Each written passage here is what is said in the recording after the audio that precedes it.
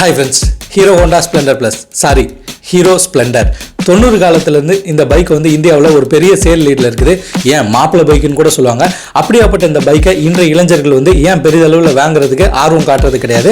இந்த பைக்கோட பாசிட்டிவ் என்ன நெகட்டிவ் என்ன, இந்த பைக் யாராருக்கெல்லாம் செட் ஆகும், இந்த பைக் வச்சிருக்கவங்களாகட்டும் சரி, புதுசாக வாங்க போகிறவங்களாகட்டும் சரி, ஆன் ரோடு ஸ்பெக்கை எல்லாத்தையும் தெரிஞ்சுக்கினா நம்ம வீடியோவை ஸ்கிப் பண்ணாமல் பாருங்கள். வாங்க வீடியோக்குள்ளே போகலாம். அதாவது 1994 இந்த ஹீரோ ஹோண்டா கம்பெனி வந்து இந்த ஸ்ப்ளெண்டர் பைக்கை லான்ச் பண்ணுறாங்க.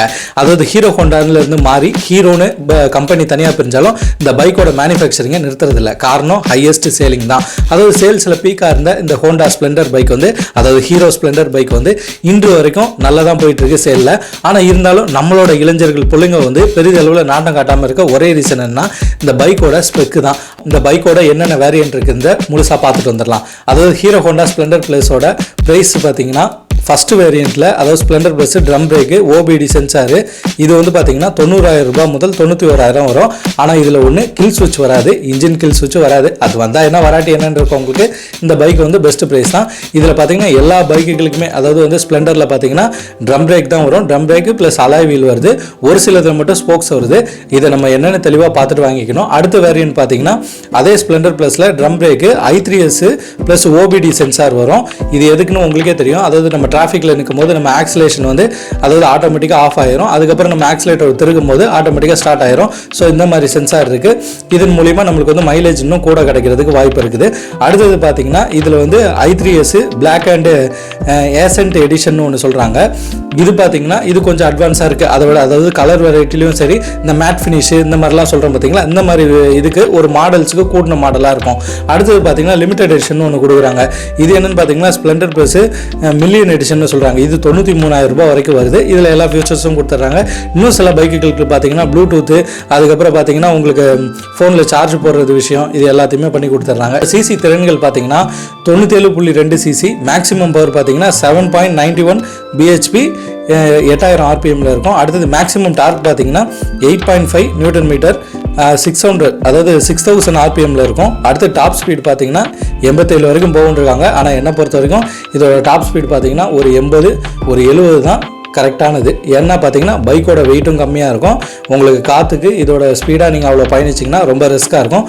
மேக்ஸிமம் ஒரு 65 to 70 ஓகே மைலேஜ் சொல்லியிருக்காங்க. மைலேஜ் வந்து ஒவ்வொருத்தர் ஓட்டுறதுக்கு ஏற்ற மாதிரி மாறுங்க.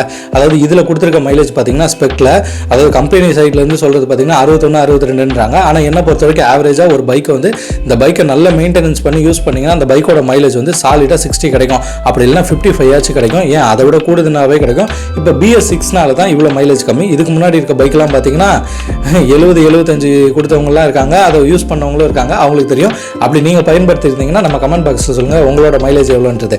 அடுத்தது பார்த்தீங்கன்னா இதோட டிரான்ஸ்மிஷன், இது ஒரு 4 ஸ்பீடு மேனுவல் கியர் பாக்ஸ் தாங்க. அடுத்து பேட்டரியை பற்றி சொல்லணும்னா 12 volt 3 amps. அடுத்து பிரேக்கிங் சிஸ்டம் பார்த்தீங்கன்னா IBS ட்ரம் பிரேக் தான். இதில் ரெண்டுத்தையுமே ட்ரம் பிரேக் தான் வரும். இதில் ஃப்ரண்ட்டில் பார்த்தீங்கன்னா 130 mm கொடுத்துருக்காங்க. ஃப்ரண்ட் சஸ்பென்ஷனு டெலிஸ்கோபிக் தான், ஹைட்ராலிக்கில் கொடுத்துருக்காங்க. ரேர்ஸ் அது 5 ஸ்பீடு அட்ஜஸ்டபிள் ஹைட்ராலிக் சஸ்பென்ஷன் கொடுத்துருக்காங்க. அடுத்து பைக்கோட வெயிட் பார்த்தீங்கன்னா 112 கிலோ வருது. சீட் ஹைட்டு 785 mm வருது. கிரவுண்ட் கிளியரன்ஸ் 165 mm வருது. ஸ்டாண்டர்டான வாரண்டி பார்த்தீங்கன்னா 5 வருஷம் கொடுக்குறாங்க. கிலோமீட்டர் வைஸ் வாரண்டி கேட்டிங்கன்னா 70,000 கிலோமீட்டர் வாரண்டி கொடுக்குறாங்க. ஃபியூல் டேங்க் கெப்பாசிட்டி பார்த்தீங்கன்னா 9.8 லிட்டர்ஸ். இப்போ இந்த பைக்கோட உங்களுக்கு ஹைட் பார்த்தீங்கன்னா ஆவரேஜான ஹைட்டு தான். அதாவது லோ ஹைட்டில் இருக்கவங்களும் இந்த பைக்கை வந்து சாலிடாக ஓட்டலாம். நம்ம ஊரோட சாலைகளுக்கு இந்த கிரவுண்ட் கிளியரன்ஸ் வந்து பக்காவாக செட் ஆகும். ஸோ அந்த மாதிரி ஹைட் அட்ஜஸ்டபிள் வேறு எதுவுமே பண்ண தேவையில்ல. இந்த பைக்கில் கொடுக்குற, அதாவது மேனுஃபேக்சர் யூனிட்லேருந்து கொடுக்குற ஹைட்டே கரெக்டானது. ஸோ 5 ஸ்பீடை நம்ம எதுவும் அட்ஜஸ்ட் பண்ண தேவையில்ல. பைக்கோட சர்வீஸ் அண்ட் மெயின்டெனன்ஸ் காஸ்ட்டை பற்றி பார்த்துருவோம். அதாவது பார்த்தீங்கன்னா ஃபர்ஸ்ட் சர்வீஸில் 500 கிலோமீட்டர்லேருந்து 750 கிலோமீட்டர் விடணும். அப்படி இல்லைன்னா டேஸ் கணக்கு பார்த்தீங்கன்னா 60 நாள் ஒரு வாட்டி விடணும். செகண்ட் சர்வீஸ் பார்த்தீங்கன்னா 3000 கிலோமீட்டர்லேருந்து 3500 கிலோமீட்டர் விடணும். அது டேஸில் பார்த்தீங்கன்னா 160 டேஸ்க்குள்ளே விடணும். தேர்ட் சர்வீஸ் பார்த்தீங்கன்னா 6000லேருந்து 1500 கிலோமீட்டர் விடணும். அது வந்து 260 நாட்களுக்குள்ளே விடணும். அதாவது நாலாவது பார்த்தீங்கன்னா 9000 முதல் 9500 கிலோமீட்டருக்குள்ளே விடணும். அப்படி இல்லைனா 360 நாளுக்குள்ளே விடணும். அடுத்தது வந்து ஃபிஃப்த் சர்வீஸுங்க. அதாவது 12000 கிலோமீட்டர் இல்லைனா 12500 விடணும். அது எத்தனை தேதியில் விடணும்னு பார்த்தீங்கன்னா டேஸில் பார்த்தீங்கன்னா 460 நாட்கள் வருது. இப்படியாப்பட்ட நாட்களுக்குள்ளே உங்கள் வண்டியை சர்வீஸ் பண்ணணும். அது நடுவில் நீங்கள் எப்படி ஓட்டுறீங்கன்னு பார்த்து உங்களுக்கு அந்த வண்டி வேறு எதுவும் வேலை வைக்குதான்னு பார்த்து அடிக்கடி சர்வீஸ் வருவது ஆகச்சிறந்ததாக இருக்கும். பேசிக் சர்வீஸ் காஸ்ட் பார்த்தீங்கன்னா engine oil, loop, water wash இதெல்லாம் செய்கிறதுக்கு ஒரு 700 ரூபா முதல் 950 ரூபா வரைக்கும் வருதுன்னு பயன்படுத்துகிறவங்க சொல்கிறாங்க. அடுத்தது பார்த்தீங்கன்னா இது வந்து நீங்கள் சர்வீஸ் விடும்போது ரெகுலராக எவ்ரி சர்வீஸ் விட்டுட்டு இருந்தீங்க, கண்டினியூஸாக எந்த பிரச்சனையும் கிடையாது, சின்ன சின்ன ப்ராப்ளம் மட்டும் தான் இருக்குது, அட்ஜஸ்ட் பண்ணுறதுன்னா ஒரு 1355 ரூபாயிலேருந்து அதாவது 1500 ரூபாய்க்குள்ளே வரும்னு ரெகுலராக அந்த வண்டியை பயன்படுத்திட்டு வரவங்க நம்ம வீட்டு பக்கத்தில் இருக்கவங்க சர்வீஸ் விடுறவங்களே சொல்கிறாங்க. அடுத்து பார்த்தீங்கன்னா ஃபர்ஸ்ட் அண்ட் தேர்ட் சர்வீஸோட அரௌண்ட் காஸ்ட் பார்த்தீங்கன்னா 860 ரூபா தான் ஒருத்தருக்கு வந்திருக்கு. இதில் மேஜர் பார்ட்ஸ் எதுவும் மாற்றினா மட்டும்தான் அதிகமாக வரும். அது மேஜர் பார்ட்ஸ்ன்னு பார்த்தீங்கன்னா ஏர் ஃபில்ட்ரு, அதுக்கப்புறம் பார்த்தீங்கன்னா உங்களுக்கு இந்த செயின்ஸ் பாக்கெட்டு, அதுக்கப்புறம் பார்த்தீங்கன்னா இந்த இன்ஜின் ஆயில் இது மாதிரி மாற்றுறதுனால இது எல்லாமே போதுமான விலைக்குள்ளே வந்துடும். நீங்கள் இந்த வாகனங்களை எடுக்கிறது மூலிமா உங்களுக்கு பெஸ்ட்டாக இருக்கிறது பார்த்தீங்கன்னா ப்ரைஸ் தான். அதாவது என்னென்னா, அதாவது இந்தியர்கள் எப்போவுமே பட்ஜெட்டை நாடினவங்க தான். நம்ம அந்த காலகட்டத்தில் பார்த்தீங்கன்னா 90 காலகட்டத்தில் இந்த பைக்குகளை பயன்படுத்தாதவங்க யாருமே இருந்திருக்க மாட்டோம். அதுக்கு ஒரே காரணம் பட்ஜெட் தான். ஏன்னா அன்றைய குழந்தைகள் 90 காலகட்டத்தில் பிறந்தவங்க எல்லாருமே பட்ஜெட் ரிலேட்டான பொருட்கள் தான் வாங்குவாங்க. அதாவது விலை மலிவாக கிடைக்கணும், அதோட பொருளோட தரம் வந்து உயர்ந்திருக்கணும்னு நினைக்கிறவங்க தான் 90 கால குழந்தைகள். இப்போ 2K கிட்ஸ் பார்த்தீங்கன்னா அந்த பைக்குகளை வந்து பெருசாக விரும்புறதில்ல. அது காரணம் இந்த பட்ஜெட் என்னதான் இருந்தாலும் இதோட மாடல் வந்து பெரிய அளவில் யாருக்கும் பிடிக்கிறதில்ல. அடுத்தது இதில் பயன்படுத்துகிற டெக்குகள் பெருசாக இல்லை. ஆனால் அன்றைய கால குழந்தைகள் பார்த்தீங்கன்னா 90 காலகட்டத்தில் பிறந்தவங்க இந்த பைக்கை வந்து நாடி வாங்கி விட்டுருப்பாங்க. இதுக்கு காரணம் இதோட பட்ஜெட். நம்ம குடும்பத்திலே வந்து இந்த பட்ஜெட் தானே ஒரு அங்கம் வச்சது. அதாவது ஸ்ப்ளெண்டர் பார்த்தீங்கன்னா இதில் மைலேஜ் அதிகம், சர்வீஸ் காஸ்ட்டும் கம்மி. ஸோ மாத சம்பளம் வாங்குறவங்களுக்கு இது ஈஸியான முறையில் சர்வீஸ் பண்ணிடலாம். எந்த லோக்கல் மெக்கானிக்கிட்ட வேணாலும் கொடுக்கலாம், எங்கே வேணாலும் ஸ்பேர் பார்ட்ஸ் அவைலபிளாக இருக்கலாம். ஏன் சில பிராண்டோட ஸ்பேர்களை கூட இதில் அட்ஜஸ்ட் பண்ணி போடுற மெக்கானிக்கலும் இருக்காங்க. ஸோ அது மாதிரி எந்த உங்களுக்கு இஷ்யூவும் இல்லாமல் அந்த பைக் பாட்டு ஓடிக்கிட்டே இருக்கும். சர்வீஸ் காஸ்ட்டும் கம்மியாக வரும். இதனால் உங்களோட மாத வருமானத்தில் பெருசாக இழப்பீடு ஏற்படாது. ஆனால் இன்று வரை யங்ஸ்டர் மாத வருமானத்தை விட அதிகமான பைக்கில் வாங்குறாங்க. அதுக்கு காரணம் இன்றைய காலகட்டத்தில் இஎம்ஐ வசதிகள் அதிகமாக வந்துருச்சு. அதுக்கப்புறம் டெக்னாலஜி வைஸ் ஆகட்டும் சரி, ஸ்பீடு த்ரில்ஸுன்ட்டு அவங்க ஸ்பீடாக போகிறதுக்கு ஆரம்பிச்சிட்டாங்க. ஸோ அதனால் அவங்களுக்கு வந்து இந்த பைக்குகளை வந்து ஈடு கொடுக்க முடியாது. ஏன்னா இதில் 4 கியர் தான் இருக்குது. இதில் போட்டு முறுக்க வைப்ரேஷன் அதிகமாகும். ஸோ புதுசாக 5 கியர் 6 கியர் பைக்குகளை வாங்கிட்டாங்கன்னா அதில் நல்லா பயணிக்கிறதுக்கு இலகுவாக இருக்கும். ஆனால் அவங்க ஒரு விஷயத்தை பற்றி சிந்திச்சு பார்க்குறதில்ல. ஏன்னா மைலேஜை பற்றி. காரணம் ஒருவேளை அவங்க வருமானம் அதிகமாக இருக்கலாம், அந்த மாதிரி இளைஞர்களுக்கு பிரச்சனையே கிடையாது.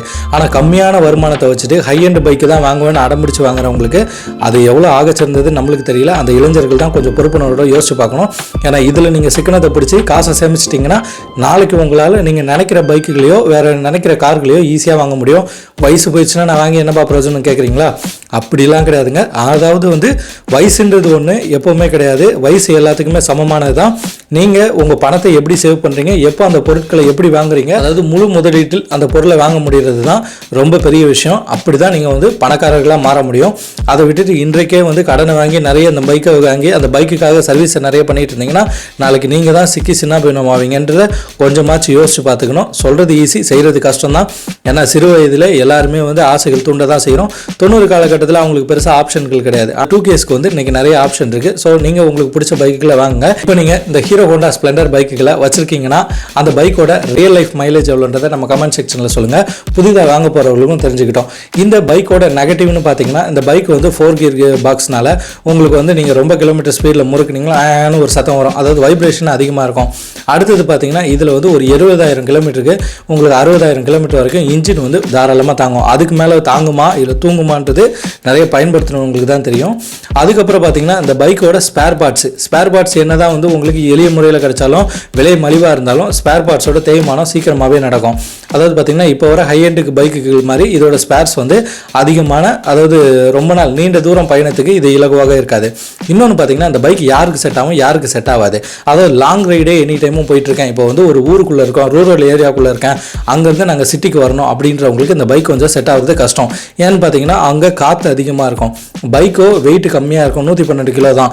ஸோ நீங்கள் இந்த பைக்கை அங்கேருந்து நீங்கள் எடுத்துகிட்டு வரும்போது உங்களுக்கு வந்து மைலேஜ் நல்லா கொடுக்கும். ஆனால் அந்த காற்றோட இதுக்கு உங்களுக்கு கம்ஃபர்டபுளான டிரைவிங் இருக்காது. அடுத்து இந்த பைக் யாருக்கு செட் ஆகும்னு பார்த்தீங்கன்னா சிட்டிக்குள்ளே இருக்கும், இல்லை ஏதாச்சும் ஒரு பிஸ்னஸ் பண்ணுறோம், அதாவது மார்க்கெட்டிங் சார்ந்த தொழில் பார்க்குறோம், இது மூலிமா பணத்தை ஈட்டிட்டு வரீங்கன்னா உங்களுக்கு வந்து இது வந்து பெஸ்ட்டாக இருக்கும். ஏன்னு பார்த்தீங்கன்னா உங்களோட கஸ்டமர் சேர்ந்து நீங்கள் சந்திக்கிறது தான் சரி, எதுவாக இருந்தாலும் சரி, உங்களுக்கு வந்து மைலேஜ் வந்து நல்லா கிடைக்கும். அதில் பொருட்கள் வந்து ரெகுலராக பயன்படுத்தினாலும் தேய்மானாலும் நீங்கள் அந்த பொருட்களை வந்து சந்தையில் ஈஸியாக வாங்கி மாட்டிக்க முடியும்.